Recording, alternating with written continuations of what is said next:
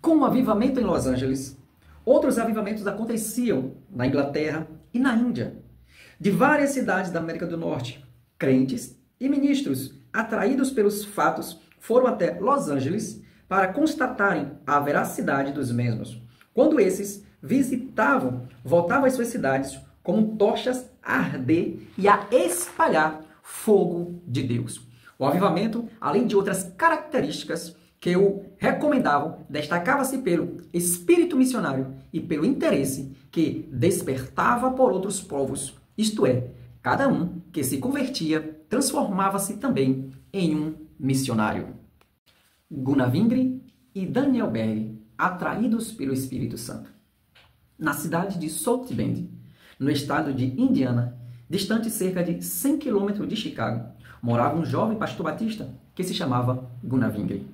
Atraído pelos acontecimentos do avivamento de Chicago, Gunnar Wingre foi a esta cidade a fim de certificar-se da verdade ante a demonstração do poder divino.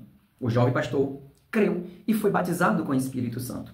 Pouco tempo depois, Gunnar Wingre participava de uma convenção de igrejas batistas em Chicago que aceitaram o movimento pentecostal, onde conheceu outro jovem que se chamava Daniel Berg, que também fora batizada com o Espírito Santo.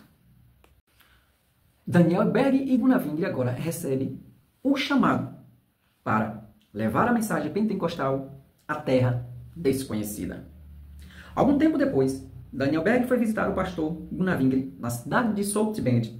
Nesta ocasião, em uma reunião de oração, Deus, através de uma mensagem profética, falou ao coração de Daniel Berg e Gunnar Wingre que partissem a pregar o evangelho e as bênçãos do avivamento pentecostal.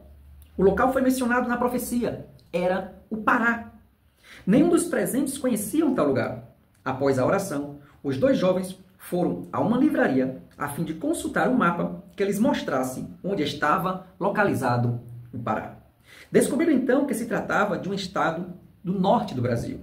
Ambos ardiam de zelo pela causa de Cristo. Eram tochas dessa fogueira que ardia em Chicago. A fé naquele que os chamou para uma grande obra. A chamada divina foi confirmada mais tarde, quando se reuniu para orar nesse sentido. Não uma vez, mas 3 dias seguidos. Tratava-se de uma chamada de fé, e só a fé podia conduzi-los à vitória. Eles não tinham qualquer promessa de auxílio, quer de igrejas, quer de particulares, mas tinham um coração cheio de confiança em Deus.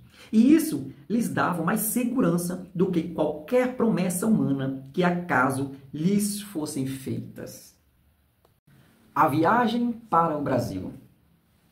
Gunnar Wingre e Daniel Berg despediram-se da igreja e dos irmãos em Chicago, pois a ordem divina era marchar para onde lhes fora mostrado. A igreja levantou uma coleta para auxiliar os missionários que o partiam. A quantia que lhes fora entregue dava exatamente para a passagem até a cidade de Nova York. Não sabiam como conseguiriam o dinheiro para adquirir passagem de Nova York para o Pará. Esse pensamento parece não os preocupar, e pois eles não se detiveram à espera de recursos. Chegaram à grande metrópole, Nova York. Nem sequer conheciam a cidade, não conheciam ninguém, sem dinheiro para continuar a viagem. Naquela cidade, tudo era grande e majestoso e impressionante.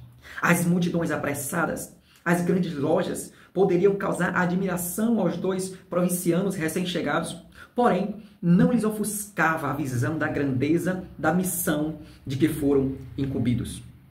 Não sabemos o que pensavam os 2 forasteiros ao completarem o esplendor daquela Babel moderna, na expectativa de uma viagem que lhes custaria $90 e sem terem em mãos esta importância. Supomos que eles, entre aquele vai e vem da multidão, oravam ao Senhor que os protegesse e que os guiasse. Porém, aquele esplendor todo daquela cidade não foi o suficiente para distraí-los, para tirá-los do foco e do propósito que ele tinha no coração. A providência divina. Caminhavam os nossos irmãos por uma das ruas de Nova York, quando encontraram um negociante que conhecia apenas o irmão Wingre. Na noite anterior, enquanto estava em oração, o negociante sentiu que devia enviar certa importância ao irmão Vingre. Pela manhã, colocou a referida importância em um envelope para mandá-lo pelos correios. Mas, logo a seguir, encontrou-se com os dois enviados do Senhor. Contou-lhes o que Deus lhes fizera sentir isto, e de maneira que mandara entregar aquela quantia ao irmão Vingre, e entregou-lhe o envelope. Quando o irmão Vingre abriu o envelope, quase não podia acreditar. Nele havia $90, exatamente o custo da viagem até o Pará.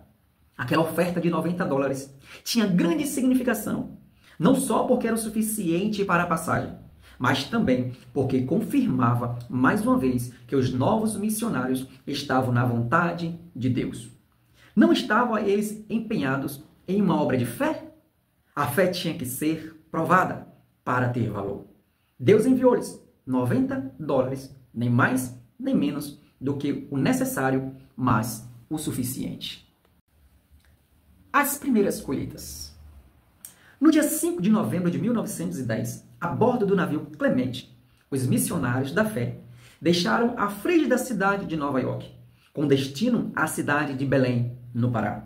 A missão dos nossos irmãos iniciou-se a bordo, entre tripulantes e passageiros. Eles distribuíram folhetos e evangelhos, falavam a palavra de Deus e testificavam a todos.